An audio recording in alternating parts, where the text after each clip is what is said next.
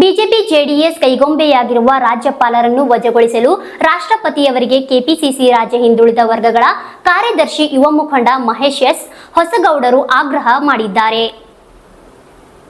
ಸರ್ಕಾರದ ಹಾಲಿ ಮುಖ್ಯಮಂತ್ರಿಗಳಾದ ಸಿದ್ದರಾಮಯ್ಯ ಅವರಿಗೆ ರಾಜ್ಯಪಾಲರು ಪ್ರಾಸಿಕ್ಯೂಷನ್ಗೆ ಅನುಮತಿ ನೀಡಿರುವುದರಿಂದ ವಿರುದ್ಧ ಕೆಪಿಸಿಸಿ ರಾಜ್ಯ ಹಿಂದುಳಿದ ವರ್ಗಗಳ ಕಾರ್ಯದರ್ಶಿ ಯುವ ಮುಖಂಡರು ಮಹೇಶ್ ಎಸ್ ಹೊಸಗೌಡರು ಬಾದಾಮಿಯಲ್ಲಿ ಮಾಧ್ಯಮ ಜೊತೆ ಮಾತನಾಡಿ ಬಿಜೆಪಿ ಮತ್ತು ಜೆಡಿಎಸ್ ಪಕ್ಷಗಳ ಕೈಗೊಂಬೆಯಂತೆ ವರ್ತಿಸುತ್ತಿರುವ ರಾಜ್ಯಪಾಲರನ್ನು ವಜಾಗೊಳಿಸಬೇಕೆಂದು ರಾಷ್ಟ್ರಪತಿಯವರಿಗೆ ದೂರು ಸಲ್ಲಿಸುತ್ತೇವೆ. ಈ ಕೂಡಲೇ ರಾಜ್ಯಾದ್ಯಂತ ಹೋಬಳಿ ಮಟ್ಟದಿಂದಲೇ ಉಗ್ರ ಪ್ರತಿಭಟನೆ ಮಾಡುತ್ತೇವೆ ಎಂದು ಖಡಕ್ ಆಗಿ ಪ್ರತಿಕ್ರಿಯೆ ನೀಡಿದ್ದಾರೆ. ಬಿಜೆಪಿ ಸರ್ಕಾರದ ಕೈಗೊಂಬೆಯಾಗಿರ್ತಕ್ಕಂತಹ ಗೆಹ್ಲೋಟ್ ರಾಜ್ಯಪಾಲರು, ಗೌರವಾನ್ವಿತ ರಾಜ್ಯಪಾಲರು ಇವತ್ತು ಪ್ರಾಸಿಕ್ಯೂಷನ್ ಆದೇಶವನ್ನು ಹೊರಡಿಸಿದ್ದಾರೆ. ಸನ್ಮಾನ್ಯ ಸಿದ್ದರಾಮಯ್ಯ ಸಾಹೇಬರು ಕೊಟ್ಟಂತ ಯೋಜನೆಗಳನ್ನು ಬಿಜೆಪಿ ಅವರಾಗಿರ್ಬೋದು, JDS ಆಗಿರ್ಬೋದು, ಅವರಿಗೆ ನೋಡಿಕೊಂಡು ಇರಲಿಕ್ಕೆ ಆಗ್ತಾ ಇಲ್ಲ. ಅವರಿಗೆ ಅಧಿಕಾರದ ಒಂದು ಆಶೆ, ಬರೇ ಅಧಿಕಾರ ಬೇಕು ಅವರಿಗೆ.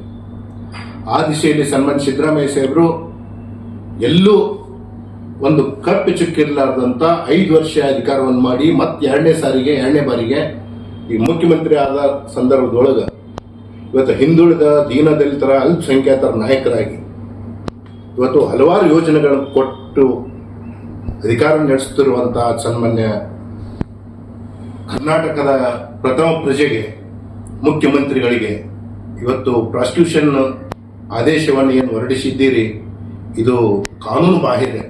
ಯಾಕಂದ್ರೆ ಒಬ್ಬ ಮುಖ್ಯಮಂತ್ರಿಯನ್ನ ಇರುವಂತಹ ಕುರ್ಚಿಯಲ್ಲಿರುವಂತಹ ಮುಖ್ಯಮಂತ್ರಿಯನ್ನ ಯಾವುದಾದ್ರೂ ಹಿಂದಿನಿಂದ ಹಿಡಿದು ಇವತ್ತಿನವರೆಗೂ ಯಾರಾದರೂ ಮಾಡಿದ್ರೆ ಈ ಬಿಜೆಪಿ ಕೇಂದ್ರ ಸರ್ಕಾರದ ಬಿಜೆಪಿ ಹಾಗೂ ಅದರ ಕೈಗೊಂಬೆಯಾಗಿರುವಂತ ರಾಜ್ಯಪಾಲರು ಇವತ್ತು ಬಿಜೆಪಿಯಲ್ಲೇ JDSನಲ್ಲಿ ಎಂತೆಂಥ ಹಗರಣಗಳನ್ನು ಮಾಡಿದಂತ ಧೀಮಂತ ನಾಯಕರು ಇವತ್ತೆಲ್ಲ ಸೆಂಟ್ರಲ್ ಮಿನಿಸ್ಟರ್ ಅದಾರ. ಅಂಥವ್ರ ಬಗ್ಗೆ ಪೋಸ್ಕೋ ಇದನ್ನು ಮಾಡಲಿಲ್ಲ, ಪ್ರಾಸಿಕ್ಯೂಷನ್.